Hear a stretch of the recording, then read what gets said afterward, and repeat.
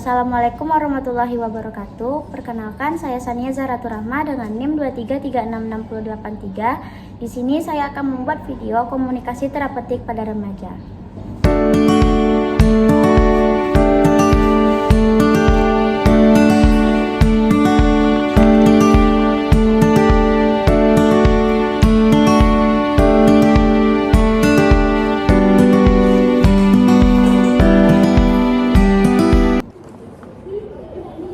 Selamat pagi Pak, selamat pagi Adek. Perkenalkan, aku Sania yang berdinas pada pagi hari ini dari jam 7 sampai jam 12 siang nanti. Benar dengan nama anaknya Putri Pak? Benar. Halo Putri. Perkenalkan, aku perawat yang akan membantu Putri untuk rasa sakit yang Putri rasakan. Nah, kalau boleh tahu, sekarang Putri lagi merasakan apa? Perut Putri lagi sakit di ulu hati dan sering mual gitu nurse. Jadi kalau lagi sakit ditekan gitu perutnya. Gitu ya. Nah, itu bisa jadi tanda-tanda penyakit asam lambung. Sebelumnya aku akan menjelaskan mengenai tindakan dan pengobatan untuk penyakit asam lambung yang Putri alami. Tujuan dari pengobatan ini untuk mengurangi gejala yang Putri rasakan seperti nyeri di ulu hati, rasa mual gitu, dan untuk mencegah terjadinya komplikasi seperti tukak lambung. Nah, untuk waktunya di sini kita akan memakai sekitar 15-20 menit dan dilakukan di ruangan ini. Apakah Putri bersedia? Bersedia nurse. Kalau boleh tahu, sebelumnya apakah Putri udah pernah mengalami gejala yang sama atau sakit yang sama? Ya, saya beberapa kali merasakan sakit yang sama, tapi saya kira itu hanya mah biasa nurse. Memang gejala asam lambung sama mah itu mirip, tetapi kita akan lebih pastikan lebih lanjut dengan pemeriksaan yang tepat. Nah, di sini saya akan memberikan informasi tentang bagaimana makanan dalam kehidupan sehari-hari untuk Putri dan bagaimana cara pengobatannya. Apakah Putri siap? Siap nurse. Nah, sekarang Putri, kita akan mulai membahas tentang pengelolaan asam lambung. Salah satu yang bisa kita lakukan itu yang paling penting adalah pola makan.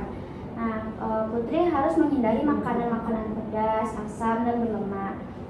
Apakah Putri biasa makan makanan seperti itu? Tidak terlalu sus. Dia suka makan makanan yang kayak gitu, sus. Dia nggak bisa dibilangin. Kadang suka makan seblak, suka sering selat makan. Gitu ya. Nah, Putri harus mengurangi makanan yang pedas. Selain itu, Putri juga perlu makan dalam porsi yang kecil, tapi lebih sering, jangan sampai nggak makan gitu. Nah, karena kalau Putri nggak makan itu bisa memicu naiknya asam lambung. Untuk mengurangi mual dan muntah, mungkin kita perlu praktek di mana posisi tidur. Dan nanti kita juga akan memberikan obat. Baik sus. Terus apakah Putri mengalami masalah lain seperti kayak gangguan tidur atau stres gitu? Kalau lagi sakit perut atau perut lagi kembung gitu nurse, saya merasa sulit tidur. Saya paham. Untuk masalah sulit tidur itu ada beberapa hal yang bisa kita coba nanti untuk Putri. Nah, salah satunya adalah posisi tidur yang baik. Dimana posisi tidur ini kan biasanya Putri kalau boleh tahu biasa posisi tidur seperti apa? Seperti rata aja Gitu nurse. ya. Nah, Putri bisa coba dengan posisi tidur kepala yang lebih tinggi menggunakan bantal tambahan atau lebih miring gitu. Itu tuh ini akan membantu mencegah asam lambung naik saat tidur. Dan juga Putri harus memastikan sebelum Putri tidur Putri harus makan sekitar 2-3 jam. Jangan makan di dekat-dekat waktu mau tidur gitu. Karena kalau Putri makan di dekat mau tidur itu juga bisa akan membuat perut Putri rasa sakit dan bisa menyebabkan asam lambung juga naik gitu. Baik nurse, saya akan coba tidur dengan posisi kepala lebih tinggi dan menghindari makan malam terlalu dekat dengan jam tidur. Terima kasih ya nurse. Kita bisa praktekin aja gimana posisi tidurnya. Nah, sekarang kita akan praktek ya gimana posisi tidur yang baik biar di saat Putri tidur tidak naik asam lambungnya. Kalau boleh tahu posisi tidur Putri biasa seperti apa? Rata seperti ini aja sus. Biasanya Putri tidur kayak gini aja ya. Nah, mungkin Putri bisa tambahkan bantal untuk tidur. Nah, biar posisi kepala Putri lebih tinggi, dan kalau misalkan emang masih sakit bisa Putri dan mau mual gitu, mau muntah, bisa Putri miring ke kanan untuk tidur gitu. Bisa Putri praktekkan. Nah, iya boleh. Nah, itu tuh bisa untuk supaya biar asam lambung tidak naik atau menahan rasa muntah yang Putri rasakan gitu.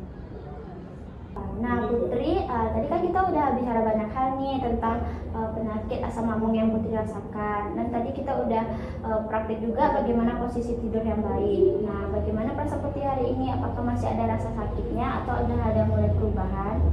Sudah mulai ada perubahan, rasa mual Putri sudah membaik. Nah, bisa nggak Putri jelaskan lagi bagaimana porsi makannya, bagaimana makanan yang harus Putri hindari? Porsi makannya sedikit-sedikit tapi sering. Terus makanan yang dihindari makan makanan pedas, lemak. Bagus.